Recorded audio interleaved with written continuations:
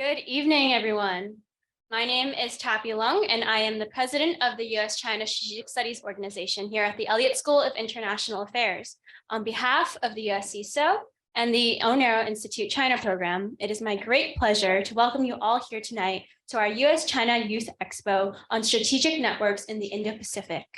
Tonight, we are joined by a familiar face here at the USCSSO, an expert on all things US-China, a longtime supporter of our organization, and a teacher to many of us in this room, Professor Robert Sutter, Professor of Practice of International Affairs here at the Elliott School. During this next hour, we will be discussing with Professor Sutter US-China's policies and strategies in the ever-important Indo-Pacific region.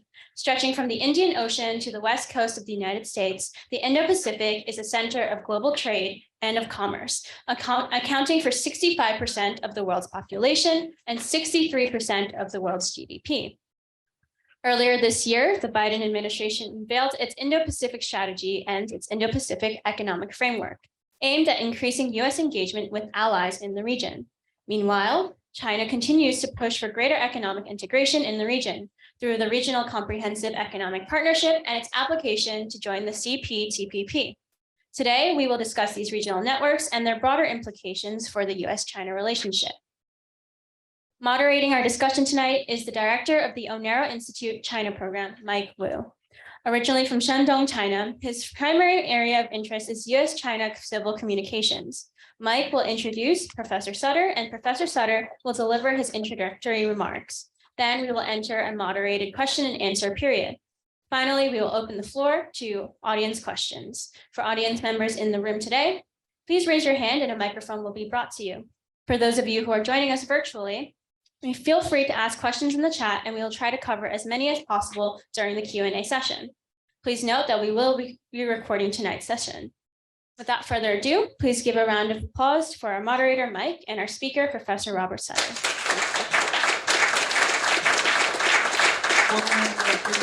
Welcome to the second event of our US-China Youth Expo series, Indo-Pacifics. So just a little speaker bio for our lovely speaker, Professor Sutter today. Professor Sutter is a professor of practice of international affairs at the Elliott School of George Washington University. He also served as the director of the school's main undergraduate program, involving over 2,000 students from 2013 to 2019.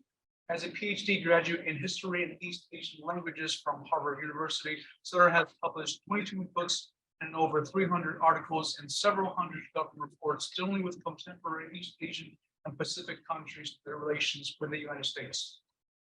Sutter's government career saw service as senior specialist and director of the Foreign Affairs and National Defense Division of the Congressional Research Service, the National Intelligence Officer for East Asia and the Pacific at the U.S. government's National Intelligence Council, the China Division Director at the Department of State's Bureau of Intelligence and Research, and professional staff member of the Senate Foreign Relations Committee.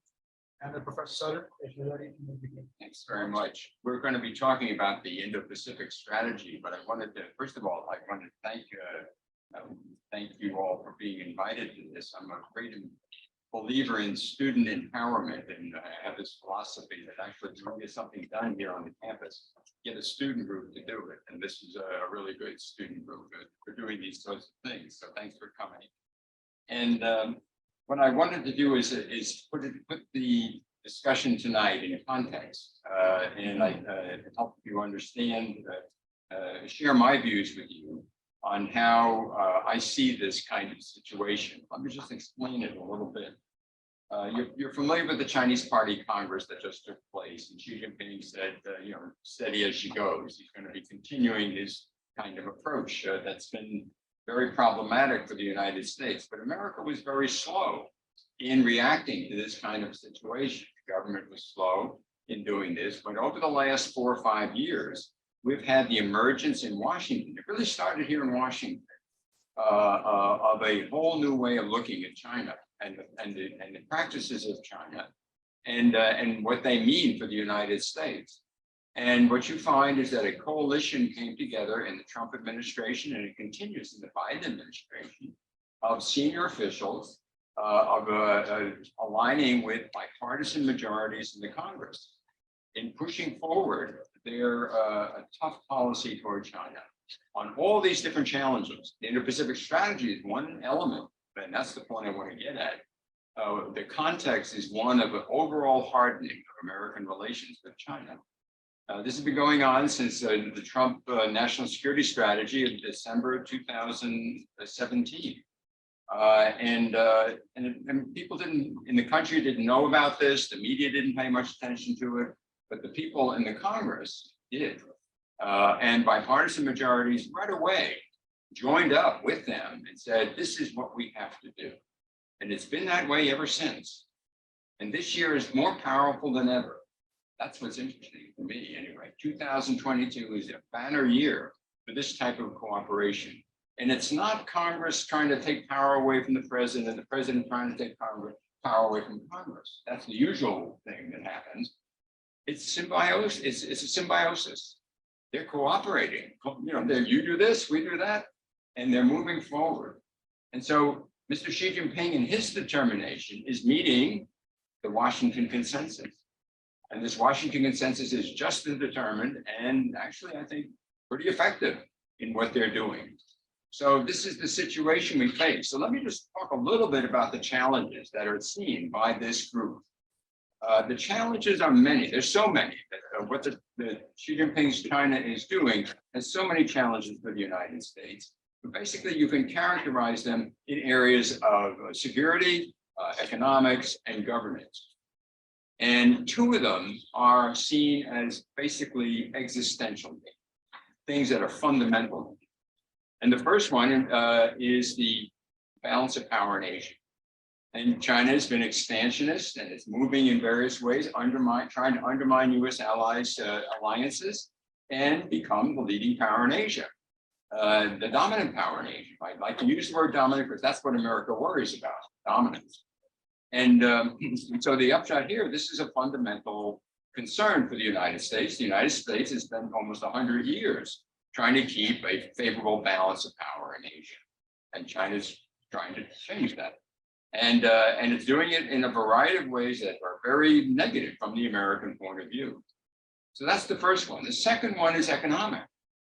And the economic one is it's focused on the high technology industries. And here, the United States is still pretty good, quite good in high technology industries. And if China dominates that, then the United States will no longer be the leader in this high technology industry and will be subservient to China. And that sounds bad for the United States, and it is sort of bad. But it's worse because modern militaries depend on high technology. And so if China is the dominant power in high technology, it will be the dominant military power. And the driving force I see, and this is my own interpretation of this, looking at it very broadly, the driving force in this Washington consensus is we don't want to be dominated by China. That's the fundamental thing. And the danger, I think, is quite real. I don't think this is made up.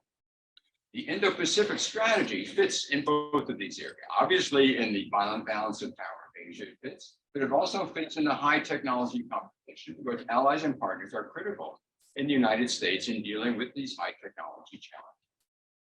So that brings us to the situation this year and the determination. You know, you look at Joseph Biden and you say, is he really a determined guy?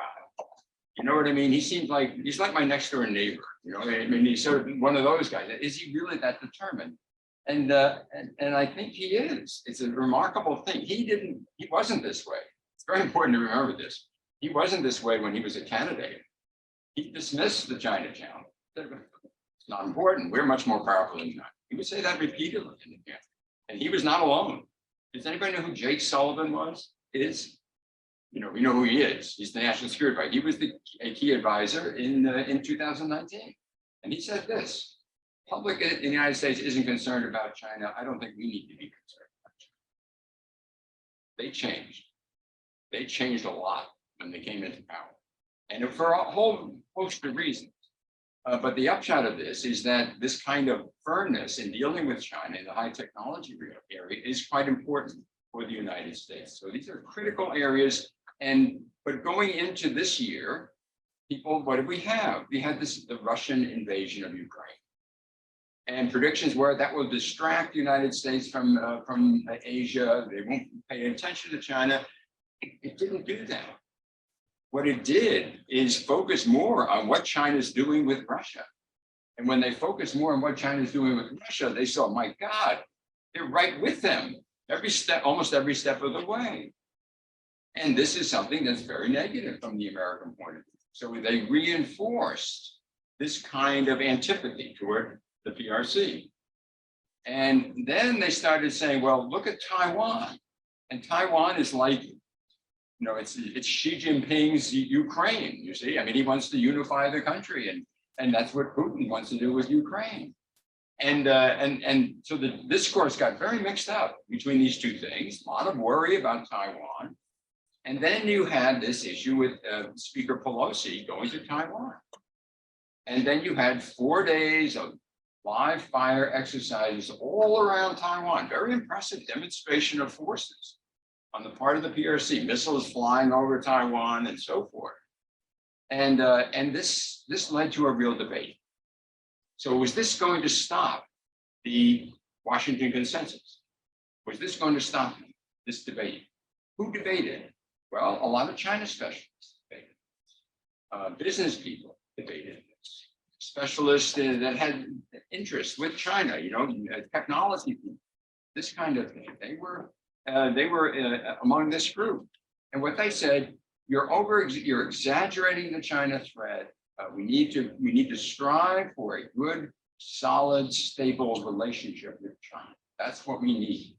We need to have that good, solid, stable relationship. And therefore, we need to have nuance in our approach. We need to treat all the elements and have a thing laid out very nicely.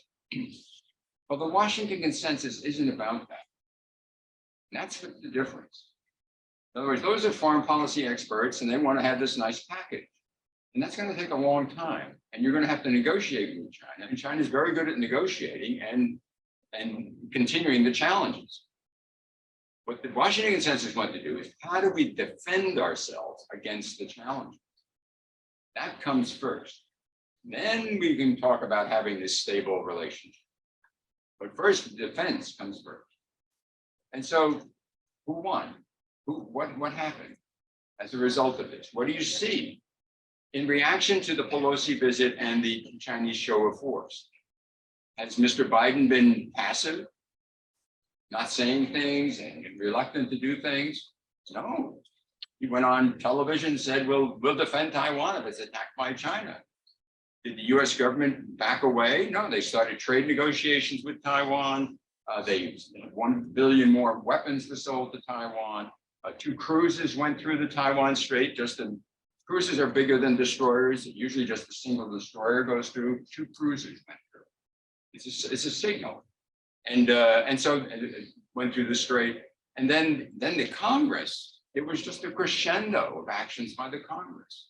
You had the Chips and Science Act that passed. You had the Anti-Inflation Act, which is full of provisions that are critical of China and excluding China from climate change issues. And you had, of course, the most recent imposition of these restrictions on computer technology that's designed to really hamper China's growth. So that's the situation we're in. And so the Indo-Pacific strategy fits in all of these categories. But looking out, what I see is Mr. Xi Jinping's watched him, he's a determined guy. He's very determined. But this side is determined too. And so what's happening? What is happening? The US was very passive in the face of these various Chinese infractions. They didn't want to jeopardize the overall relationship. Mr. Obama was classic in this regard. He just said, the overall relationship is really important to us. And so we can't let Taiwan or other things upset that. And he followed that to the very end of his administration. And that was fairly common. But now it's very different. And so what are they doing? They're taking countermeasures. This is painful to China. These things weren't there before. When that happens, what's going to happen? Tensions will rise. Xi Jinping is not going to be happy about this. There's going to be tension.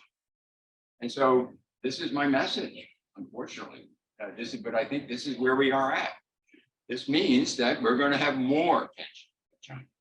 It's not going to get less. It's going to be more. And so my students don't like this. I understand they want to make the world better and all that sort of stuff, fix things and that type of thing. I understand that completely. And I do too. I wasn't like this. 5 years ago, I wasn't like this at all. Evidence. It just changes your whole approach. You just look at the stuff and you say, look at what's going on here, look at what's going on here. And the evidence just overwhelms you. And I'm constantly gathering evidence. So it's a you know, I'm an old guy, but I'm still doing all this stuff because it's just consuming me.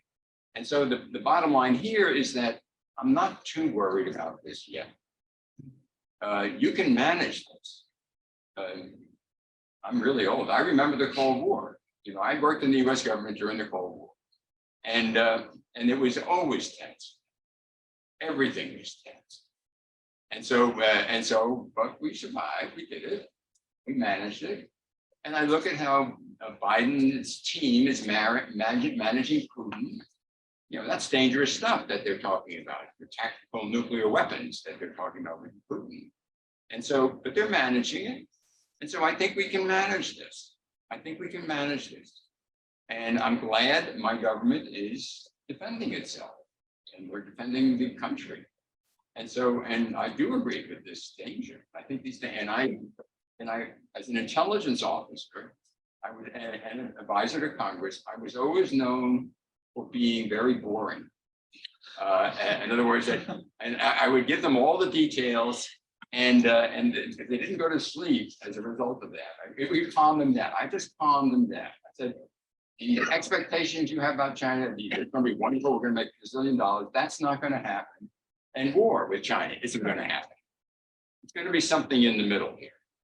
That's what I always did. So I try to be very fair on this, but when I look at these dangers, I think, yes. So let me stop there and we can have our questions about the Indo-Pacific situation. Absolutely. Thank you so much, Professor Sutter, on your remarks. So with the coming out with the publishing of the Biden administration's overall Indo-Pacific security policy, one of the most important points that Biden marked was connectivity.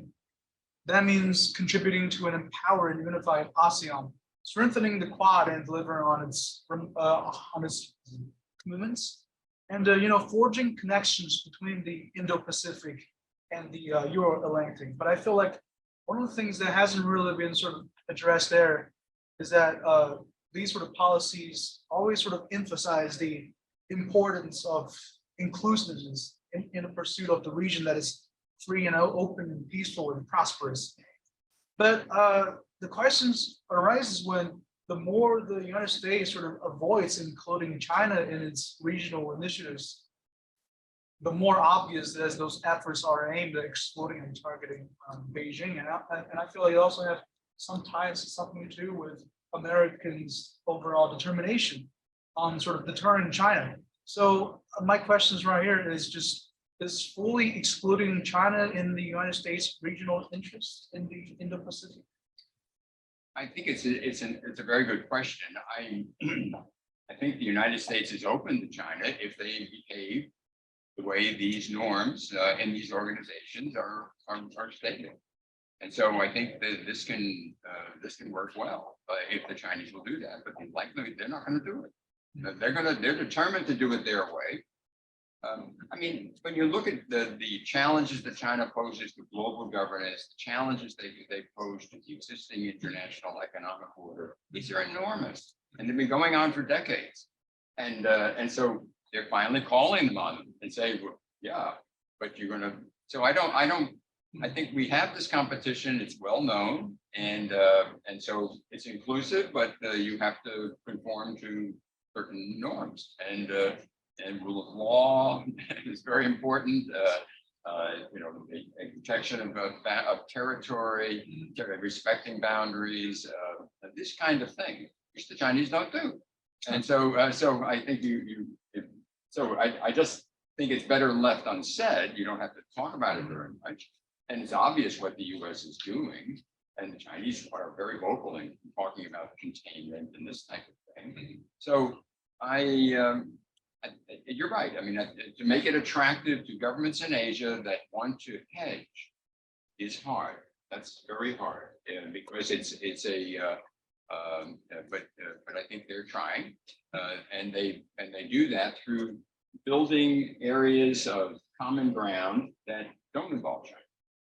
The vaccine, you can get vaccines. You don't have to be anti-China to get vaccines. You see what I mean? They build maritime capacity. That's not necessarily anti-China. It can work that way.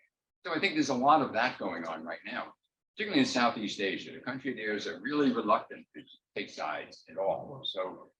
But you want to win them over to some degree. So you focus on the things that are good for them and they can do it without being punished by China. Of course. And also talking about with Southeast Asia, one of the most important. Sorry. This. One of the most important regional structure that would be the ASEAN. So the real question here is that, as the Biden administration is trying to strengthen the Quad and also, supporting like more of an active role of ASEAN in this region, how could the Quad cooperate with ASEAN? How could these two organizations cooperate to address the current challenges and forming a more straightforward and more direct consensus towards China? Because some countries in Southeast Asia, they're still sort of lingering on, either to choose which side it's going to pick. So I feel like addressing that. Yeah, it's a good point. And I don't think can I switch? No. Okay, that's a very good point. I think the weakness here is that ASEAN doesn't want to make a decision on where the ASEAN countries generally want to hedge in this situation. And so the Quad works with them in other areas. These areas of common ground, climate change, economic revival, and vaccines, health issues, these kinds of things, maritime awareness and fishing awareness. These are all very positive things that the Quad is doing that can be very much welcomed, I think, by ASEAN, and it's consistent with ASEAN's goals as well. So I think that's the approach that they're taking, and the administration seems to be taking, I think it's valid, and so you deal with the areas which are not overly sensitive to China. The concern that ASEAN countries have is it's multifaceted, and what they don't talk about very much is that they're very concerned that they're going to be punished by China. In other words, if you take a stance and do something that China doesn't like, they do things to you right away, and they know that, and they don't want that to happen. So China has, and this is not WTO compliant. They just stop the trade, or they stop the tourist, or they stop something else, and they can do this very quickly. So they know that, and Biden won't punish. You see, and that's it. So that's the real. America doesn't have that asset that Biden can really punish them. He can't, and so they know that, and so it's that kind of a situation, which doesn't put the U.S. in a very advantageous position. What you've found is that China's overbearing behavior has so alienated countries like Japan, Australia, and India that they too fear dominance, just like the Americans do. And so they've had common ground, and Taiwan feels this way. But the others all hedge. And obviously in response to this sort of hedging towards the Southeast Asian countries, as well as this one of the other big topics in Biden's security strategy, maritime security. I personally believe that the South China Seas, and especially China's artificial islands, as well as China's expansive, overall, even exaggerated, claims to these islands and shores in South China Sea. Does the claims and actions of China sort of change the decision-making of Vietnam, the Philippines, Malaysia, and Brunei? Do the islands make it more or less likely that these countries will sort of comply with China's demands, or would it make it more, hedging towards the US? I used to think that it would make them seriously consider siding with the United States against China. Basically, I no longer think that way. I really do think that these countries are very much afraid of moving against China in a significant way. And so I don't think the Biden administration can expect them to do anything significant that would be, and that China would object to in a major way. That may change. Keep in mind that the United States, probably their biggest weakness in the region, is that they've been erratic. And the Trump administration saw the need for a tough policy toward China, and they led the way in that regard, but they didn't carry it out effectively. And Mr. Trump, he really got in the way with his demands for special trade agreements with these countries, and criticizing them for the trade deficits with the United States and so forth. And so, and his commitment to allies and partners seemed to be very transactional and weak. And so these countries worry that Mr. Biden, they like Mr. Biden's approach. He's very committed to the allies and partners, but they look at his approval ratings and say, well, he's got 43% like him on a good day. And so that's not very good. And so will he be around in 2 more years? And who will take his place? And I think they worry a lot about an America First president, because they worry what that would mean for them. And they therefore, they logically then make the judgment, well, we're not going to take a risk to be out there in front of China and offensive to China when the US won't, in 2 years, won't back us up very much. So that's a big problem for the United States. And that will only come with time. We have to keep doing this, what Biden's doing, and keep doing it for some time. Of course. Thank you, Professor Sutter. And, when it especially comes to the regional cooperation and their siding, in between United States as well as China, Indo-Pacific, the reason why that I feel like the United States sort of changes narrative from Asia Pacific to Indo-Pacific, it's because the India. So, and also there seems to be an increasing realization in India that a peaceful, prosperous Indo-Pacific is vital to its national interest. So, and obviously with its several border clashes, as well as, domestic boycotting and sanction towards Chinese softwares and products, do you see India in the near future playing a more than a major role in, the Indo-Pacific politics? Yes, I think they're very much involved right now, and I think they're a constructive partner for the Quad, and they're doing a lot of different things, and I think that will go forward. I think they will continue to do that. I think their concern about China is very strong, and I don't think they can. I sense they can't handle this on their own. They need help, and I think the U.S. is very important, but the Quad is a very good way to do this as well, because it doesn't align India directly with the United States. It's a way of diffusing that to some degree. So so those are the observations I have. But I think your basic argument is right. India is one of these countries that's looked at the balance sheet and said, my God, China is a real negative for us, and we have to do something about it.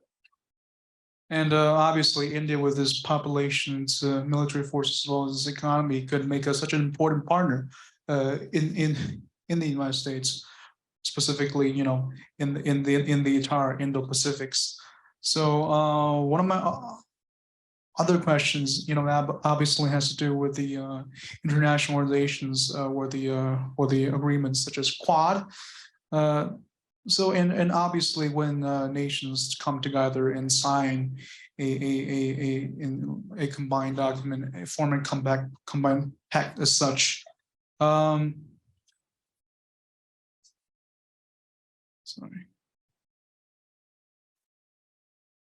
there might be coming a little bit of a realization that by signing these sort of like agreements, by cooperating with other countries, each the member will be losing a little bit of their maybe sovereignty, let it be sovereignty, let it be military capability, let it be national interests. So how would the countries across the Indo-Pacific region balances their own losses against their own gains? Yeah, it's a very good question. I think, as I tried to hint and indicate earlier, if they feel under tremendous pressure from China, if they feel that if they fear dominance, then they're going to look for help. And so these kinds of calculations will be a lot easier because you're facing a very serious situation. And I think those three powers I mentioned are like that. And they have that kind of calculus, roughly speaking. But the other countries aren't there yet. They don't have it yet. They don't see that so much. And in many cases, maybe they don't face it. I mean, if you have a country like Cambodia that very closely cooperates with China, well, China's not going to pressure Cambodia. Everything's going fine in that kind of a situation. You only find the pressure when you want to take a position that China disagrees with, and then that's when you have your friction and the pressures being put on you. Thank you, Professor Sutter. And also considering Indo-Pacific, one of the United States one of the more important, or I suppose, creative new strategies will be sort of expanding the US's diplomatic presence, in the Pacific Islands. And obviously, so how important is sort of this like soft power versus hard power influence battle going on between the US and China over the Indo-Pacific Islands? Because, back in June and July, China just signed this security pact with Solomon Islands. So what are your thoughts on that? My thoughts are that this has been an area where the United States has an important role in some of these countries. The federates, the compact countries. We have a compact with 3 of these countries, but left it mainly to Australia and New Zealand to keep the security situation in the region, and that has not been enough, obviously. And so here, what you find is that the basic lay of the land in the Pacific Islands is very pro U.S. It seems to me, from a values point of view, from a religious point of view, and the background of the people there. And I think the U.S. Navy, the U.S. Coast Guard, the military that deal with these areas, they understand the Pacific Way. And if you thought the ASEAN way was slow, the Pacific Way is really slow. And so, and the Chinese really showed that they had the fact that Wang Yi went in and said everybody agreed to this thing within a week was an amazingly inept type of thing to do from the Pacific Way perspective. And so my sense is that the U.S. has a good base. The U.S.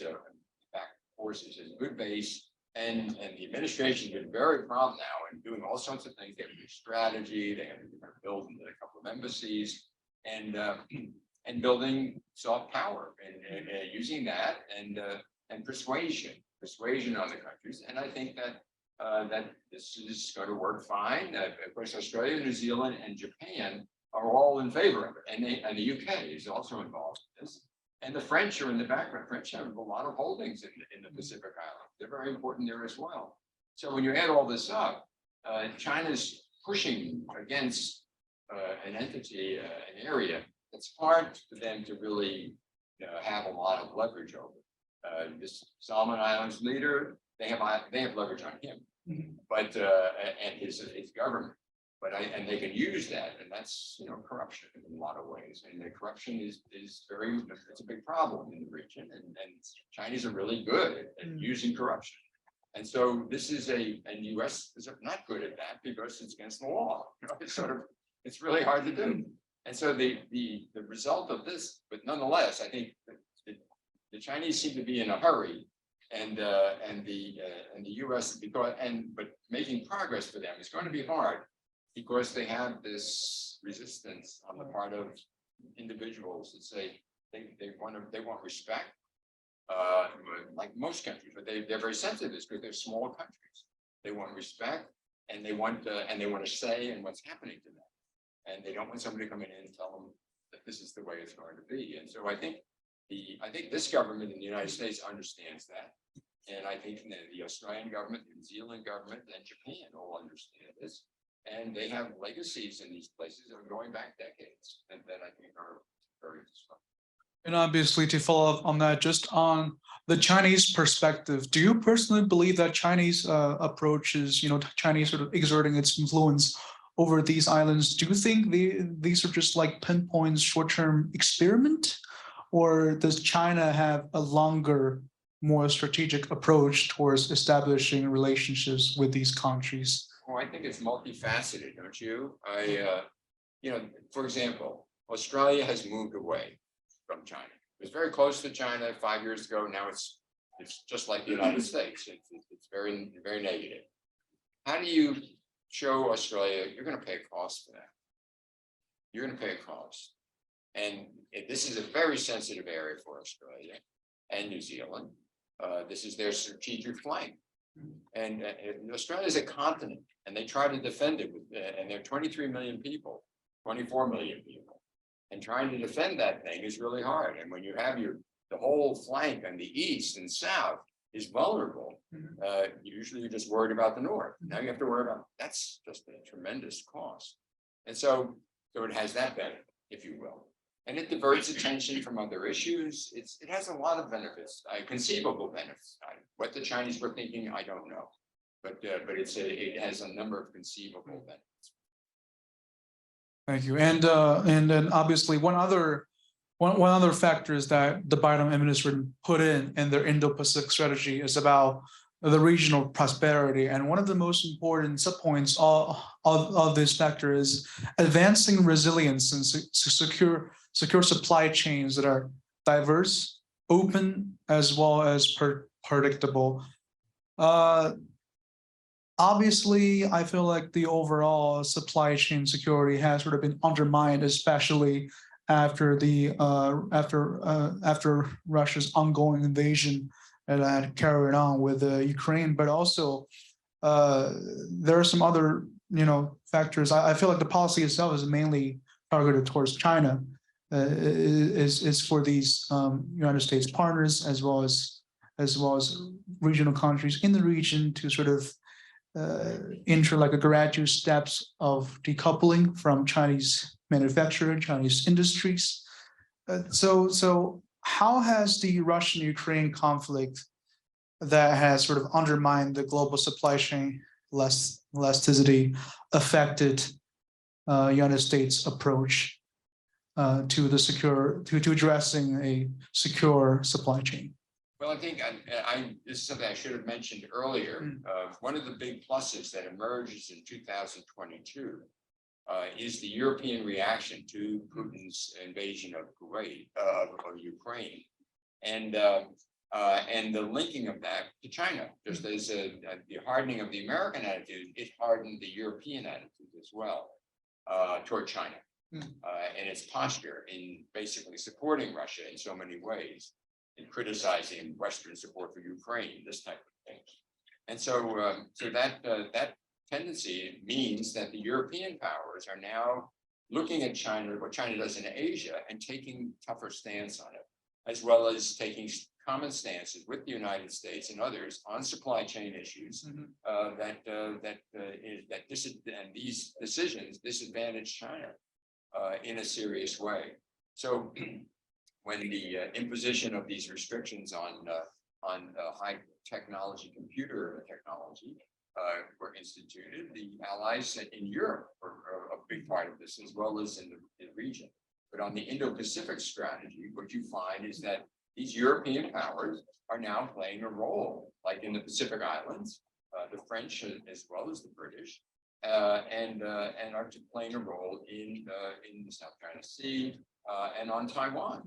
They're much more prominent on Taiwan. So that's a big advantage for the United States, and it's recent, and it's a result of Putin's invasion of Ukraine. And of course, may I just have one last question? This will be the one last question for me, and this has to do with obviously the security within the Indo-Pacific, and as some of you guys are aware, Xi Jinping, during the 20th Communist Party Congress speech, he made a very ambitious remark on achieving the goal of national unification with regard, to unify Taiwan with China. So and obviously the U.S. right now is starting brand new initiatives, is strengthening extended deterrence and coordination with Japanese and Korean allies. So if there comes the unfortunate eventuality where China begins an invasion towards Taiwan, how could the United States regional partners help deter China's aggression? If China invaded Taiwan, or how could they help deter that? Is that what you're saying? How could the U.S. partners help deter a possible Chinese? To have a sense of a united front, that this would not, that there would be consequences by each of these parties if China did such a thing. And you don't have to be graphic about it, just make the sense that there's that these countries agree with the United States and how it's handling this issue. And aggression will have grave consequences. Just that, and you could equate it to the consequences that Putin faces in Ukraine. I think you could do something like that, and that would show solidarity. But I think the bottom line is doing stuff, getting prepared, and I think that's the need for Taiwan to do that. The need for Japan to do that is very strong, and the need for the U.S. to do it is very strong as well. And so you have to be ready to deal with this military danger, and I don't think we're ready for that. So I think it's something that would be a signal that of determination. All right, we will now begin a brief 15-minute question and answer period. So if you have a question, please raise your hand and a microphone will be brought to you.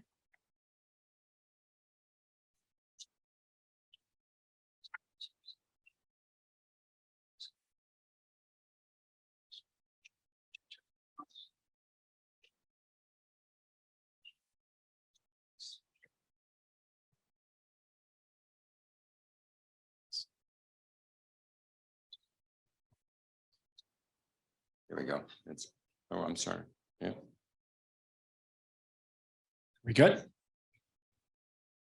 Great. Hi, sir. It's good to see you again. Good to see you. And my question is going to be focusing on strategic ambiguity, to where it seems like with President Biden's recent comments, as well as something that caught my eye recently from Hudson Institute's Miles Yu, is the argument that we live in an era of strategic clarity with tactical ambiguity. In your assessment, do you believe that strategic ambiguity is still relevant today and should remain the U.S. position? Or is strategic ambiguity effectively dead and we're now on the path towards some form of strategic clarity? Thank you for the excellent question. I haven't read Miles Yu's piece yet, but Miles Yu was Mr. Pompeo's main China advisor during his Pompeo's stint as Secretary of State. So he was a very important figure in American policy at that time. I guess I spent an awful lot of time as a government official working on the Taiwan issue.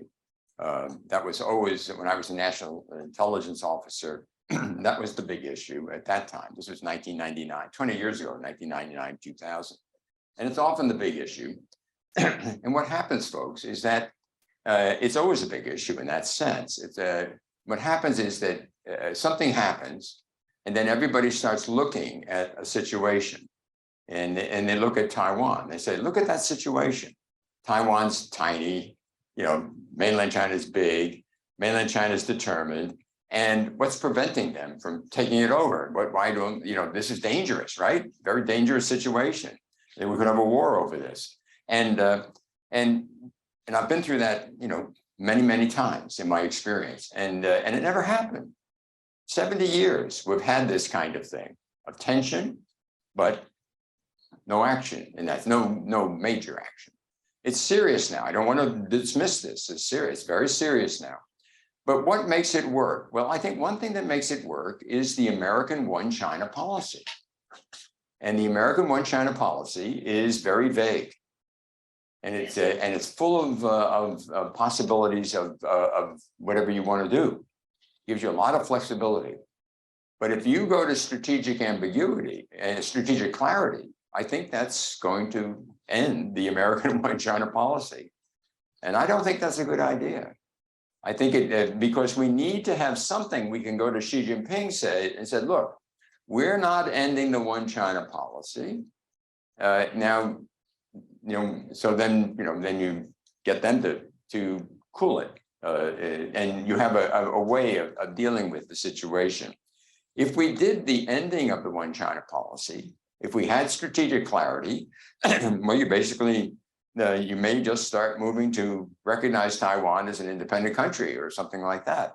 And I think that's just asking for trouble. I don't think we want to ask for trouble. We want to manage it in this sense. And I think that, so I think this is a mistake. I think it's because, sorry, America's willingness to defend Taiwan will always be ambiguous, it seems to me, unless we have a defense treaty. The president can say that, but then, okay, he's president now, but then what about later presidents? Or what if he's president in 2022, but maybe in 2023, he may not feel that way.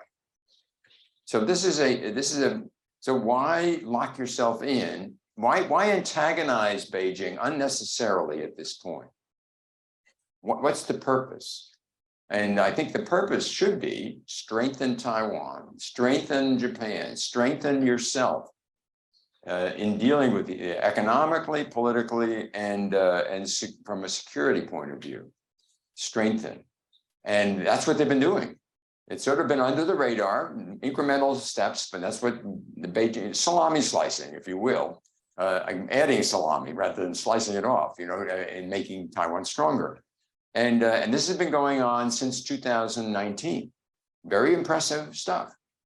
And so I think that's going to continue, and that's good. And so do that rather than posture. What do you get from a posture? I don't know what you get from it. And except, you deepen the antagonism, and I think it's unnecessary at this point.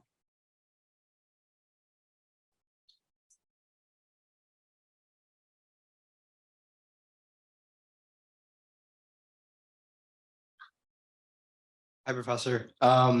So with the recent comprehensive export control of chips to China from the United States and the technology to make those chips and the potential that gets expanded to other advanced technologies as well, do you think that these export controls mark the beginning of a real decoupling, strategic decoupling? And what do you think their impact will be, and how do you think China will respond? And if they will respond, if they can respond in a very significant way? Right, it's a very good question. The framework is very impressive. It has to be implemented. We're a porous society, and we're running up against a society that's not porous. It's very tightly controlled, and they're able to exploit porous societies. And so leakage is a big problem. And how we're going to guard against that, I'd like to see it. I want to see who the policeman is going to be to monitor all of this stuff, so that there's no cheating or no fudging, because the Chinese authorities will work really hard to make sure fudging and cheating continue. And I think this is, so bottom line is the impact of this will be how it's implemented. If it's implemented in the way that they're saying it's going to be implemented, very firm way, then that will have an impact on China that'll be quite significant. And but they can't really react to this in that way. They'll have to have somebody, because if they retaliate, that will just worsen it from their point of view right away. Then both sides will be restricting these contacts. And so they can't, it's not like a trade dispute. It's very different in that sense. So I think that on the American side, you have an advantage in this one. You can do it, and they can't really retaliate in kind. They could do something else. You know, they could have a linkage policy. Well, because you did this, we're going to do that. And that would be a bad consequence for the United States. But I suspect the administration's people, they expect this, and so they're prepared for whatever comes down the pike. But again, when you look at the CHIPS Act and all the money we're putting into this technology development and research, and you look at this thing and you say, but we leak. The experts in the United States that are innovative in these regards, that will make the innovation, they're interacting with others overseas all the time. How do you make sure that their colleagues who they interact with don't inform the Chinese authorities about the breakthrough or about the new technology? You don't, unless you police it. And so it's a real challenge because these folks, a lot of them, you remember the people I talked about don't like the China policy. These folks are part of that, and because they have all these relationships with all these people that are, you know, could easily be informers for China. Not that they're paid agents. They're just Chinese citizens, and they could go back to China, start working there. Where'd you learn that? Oh, I got this, you know, and then it just comes that way very easily. So monitoring this, the Congress is going to have a real oversight issue here, and then policing it from the executive branch point of view will be very important. And and who do you rely on to do that? Universities. Did you ever get a sense that you were being policed at GW? I never did. You know what I mean? Where's the authority here? You know, I don't know. You know, I mean, it's really loose, right? Really loose, free. That's what a university is all about: being free, not controlled. So our culture and our system, and when we're into this, we can do this. We did it in the Cold War. We can do it, but it's going to be hard. And it's going to be controversial. People aren't going to like it in a lot of ways because it's going to be restrictive and on our freedom. And so that's and we haven't crossed that bridge yet, as far as I see. We still have a long way to go, I think, in implementing this thing. Is what I'm getting at. Thank you.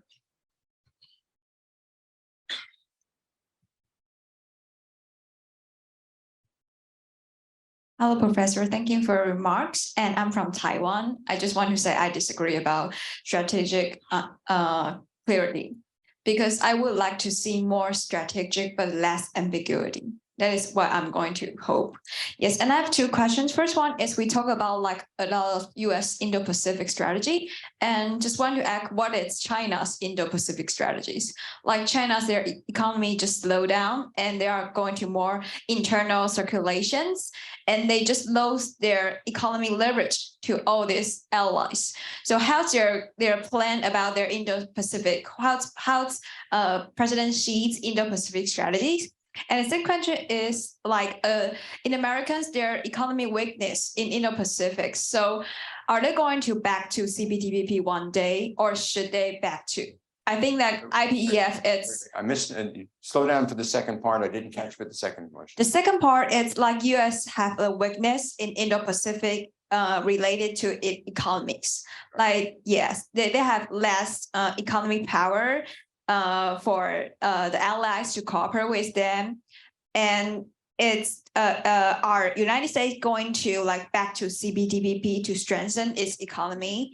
Yes, and this is my two questions. Thank you. Thanks for your question. The Chinese strategy is to preserve it. It's my reading of it is to preserve and strengthen what they have. And they've set China up as the center of the supply chains in the region. And they emphasize that all the time, constantly talking about preserving these interconnected things in the region. They see the RCEP trade agreement as very beneficial to them. They want to join the CPTPP. They want to join that if they can. And so they use these multilateral groups to enhance this. But their strategy, therefore, is to rely on economic connectedness and economic beneficence coming from China. In other words, these countries benefit from different things with China. China's trade is not growing so much, but it's growing in Southeast Asia, and it's growing in this area. And so I think they like that, and they're investing more, and BRI is under review in some places, but the Belt and Road Initiative is what I'm talking about. But in Southeast Asia, almost all of these governments can pay their debts, and so they're a good place to have BRI projects. And so, from a China's point of view, I think the region, Japan, Australia, and India are problems. Southeast Asia, they're winning, and because they have these economic benefits, and in the background is their coercion. If these countries don't do what they're supposed to do, they get punished. And so they're small countries, and they can't defend themselves, and then for whole sorts of reasons. So let's take a look here. What country is been most firm or most concerned about their territorial claims in the South China Sea? Vietnam. And Vietnam is tough. It fought a war with China, right? Not too long ago. Xi Jinping announces this tough policy, and who's the first leader that comes to see him after that? The Communist Party leader of Vietnam. Now, what does that tell you? That's pretty successful from the Chinese point of view. You get endorsement from this neighbor who the US and others are trying to woo to be part of the Indo-Pacific Economic Framework, and they just come together and have this wonderful meeting.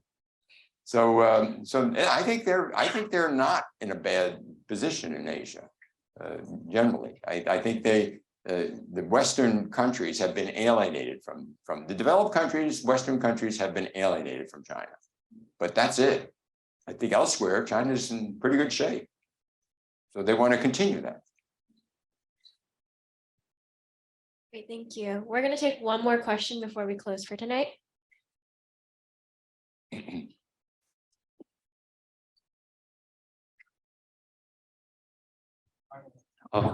Thank you, Professor Sutter. My name is Henry Tsai. I'm from Taiwan as well. And as we all know, Taiwan just extended its mandatory military service from 4 months to a year. And that is at least a good place to start, but I don't think that's sufficient. And my question is that, what is Taiwan supposed to do right now that we are not doing in order to strengthen our defense against a potential annexation from China? And is there any way that we can remedy that? Thank you. It's a real dilemma. The voters in Taiwan's a democracy. They're very, issues get politicized very quickly in Taiwan politics. And raising taxes to pay for defense spending is not a winner in politics in Taiwan. And so, and yet that's what they need to do. They need to spend, they need to have a bigger budget. They need to do what you just mentioned on the military side. And the Americans have lots of ideas of what they should be buying. And so usually those are things that are very defensive oriented. They're part of what they call the porcupine strategy. So they're more defensive things. But the Taiwan leaders and the defense leaders also want the ability to strike against the PRC forces. And so they want advanced aircraft, and they want submarines and missile systems that can do that. And so and getting these priorities mixed well is a job, but it's underway. And but I think just a consciousness that this is needed. A consciousness that we are under duress from Beijing. The Americans will help us, but it's not a blank check, and that they need to do their part. And citizens of Taiwan need to understand this. And And I think that as Americans are sacrificing in lots of ways, as they are, we're not going to be as prosperous as we were when we do these kinds of things with Beijing. That's as simple as that. I think that the Washington Consensus is prepared to accept that. And I think maybe the American people are prepared. I don't know. I think they are. But people in Taiwan have a hard time with this. They want more social welfare. They have old people, and they want them to be taken care of by the state.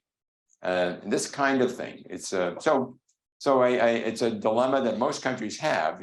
When you need more defense, you have to spend more money, and they don't want to spend the money. So hopefully, the consciousness will come, and they'll say, "We have to do this. This is essential for us."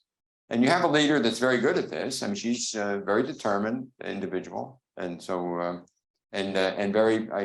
I'm not sure she's persuasive, but she's a role model in a lot of ways. So for someone, and she knows how to deal with the PRC effectively. She's very good at this. She got it down. Thank you. Can we please have a round of applause for Mike and Professor Sutter, please? Thank you very much. Before we close for tonight, I would like to first thank our wonderful moderator, Mike Wu, and our speaker, Professor Sutter, for sharing his thoughtful insights with us tonight.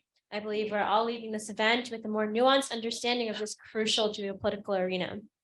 I would also like to extend a thank you to the dedicated team members from both the USCSO and Onero teams, including Maya Cronin, Julie Anderson, Ishani Shetri, Jerry G, Rob Bray, and Kyle Lim.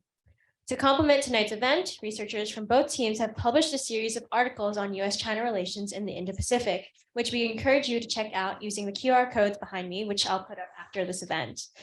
These codes behind me will lead to our websites, where you can see our other upcoming events and other research projects. We would also like to invite you to our final Youth Expo of the semester on Monday, November 14th, here in the Lindner room at 6 p.m. We will be speaking about US-China environmental policy and professional opportunities with an expert from the US Water Alliance. With all that said, I would like to thank you all for joining us tonight. Let us have one more round of applause for Mike and Professor Sutter. Thank you all again. Good night. Thank you very much. Thank you.